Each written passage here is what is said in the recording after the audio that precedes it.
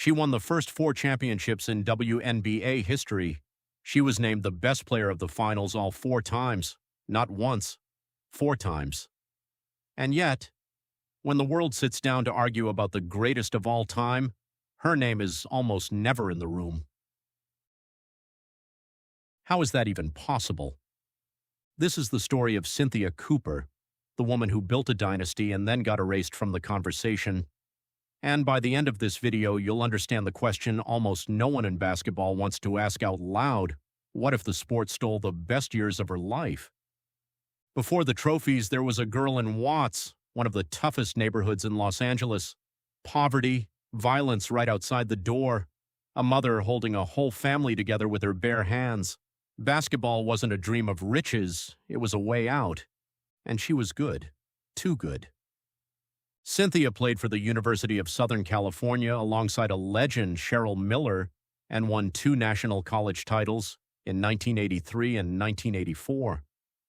The talent was undeniable. The future looked locked in. There was just one problem, a problem that would define the entire first half of her career. In the United States, there was simply nowhere for a woman to play basketball as a professional. No league, no contract, no stage. So she packed her bags.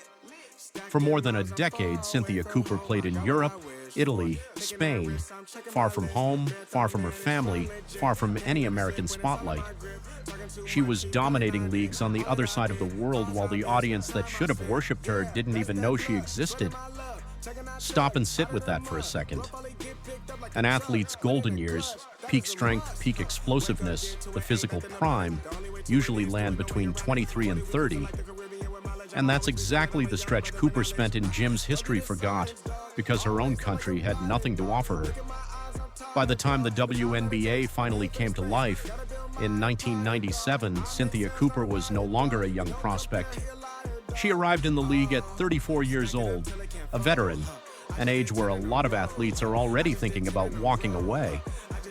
The world thought it was watching the end of a career. It was actually watching the beginning of a legend. What happened over the next 4 years has no equal in the history of the league. Cynthia Cooper took a brand new franchise, the Houston Comets, and turned it into the WNBA's first dynasty. Champions in 1997, champions in 1998, champions in 1999, champions in 2000. The first 4 titles in league history, every single one with the same name at the center of it. And don't think she was just one nice piece on a good team. She was named the best player of the finals, the MVP, all 4 times. All 4. Twice she was the MVP of the entire season. She was the league's leading scorer in those early years, averaging right around 22-23 points a game. She didn't just win, she dominated. At 34, 35, 36 years old, the age when she was supposed to be in decline, Cynthia Cooper set the standard of excellence that would define the WNBA. Every player who came after was measured against that standard, and she's the one who built it. And people started to notice something. In the very years Michael Jordan was closing out his second three-peat with the Chicago Bulls, a woman in Houston was building a dynasty of her own, with the same ruthless edge, the same refusal to lose, the same instinct to take the game over the moment it was on the line. It didn't take long before they gave her a name. They started calling Cynthia Cooper the female Michael Jordan, and for anyone who actually watched her carry the Comets in the fourth quarter, that comparison never felt like a stretch. It felt like the plain truth. Same clutch, same killer instinct, same aura of a player who simply did not know how to be second. And here comes the part that hurts. At the peak of that dynasty, tragedy knocked on the door. Kim Perot, Cooper's teammate and one of the leaders of that group, was diagnosed with cancer. In 1999, she passed away. The team stepped back onto the court carrying that grief, and they won, dedicating the title to the one who was no longer there, and it didn't stop there. Cooper was also facing her own mother's battle with cancer at the same time.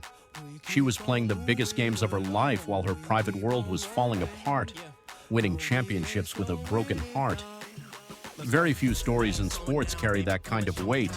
And still, decades later, her name keeps slipping out of the conversation. So let's get to the part that stings. Today, when fans and analysts argue over who the greatest player in WNBA history is, a flood of names comes up.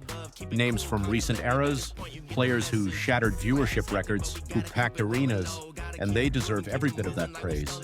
But for a lot of people who watched the league from the very beginning, there's a quiet injustice hanging in the air. Because none of those players did what Cynthia Cooper did.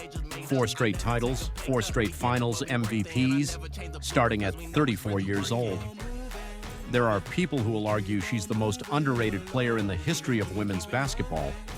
That if she'd had a professional league at 24 instead of 34, the records that look untouchable today might carry her name and no one else's. Think about the weight of that nickname for a second. They didn't compare her to just any star, they compared her to Michael Jordan. And she earned it in her mid-30s on borrowed time in a league that had barely finished being born. And here's the uncomfortable question that still splits fans to this day. Did basketball forget her because she showed up too old? Or was she so dominant so fast that she almost became invisible, too great to be a story and too far in the past to become hype? The truth is, the numbers don't lie. And the numbers say Cynthia Cooper is one of the greatest winners this sport has ever seen. In 2010, the Basketball Hall of Fame finally opened its doors to her.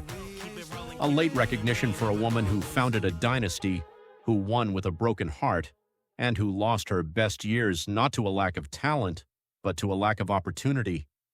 Cynthia Cooper wasn't just the WNBA's first great star, she was the foundation everything that came after was built on. And maybe it's time the world remembered that. Now I want to hear from you. Where does Cynthia Cooper land on your list of the greatest of all time? Is she the forgotten founder, or is the world right to focus on everyone else? Drop it in the comments. And if you want the stories basketball almost left behind, subscribe to True WNBA Stories, because the next one is even harder to believe. This is the history they never told you. Stay with us.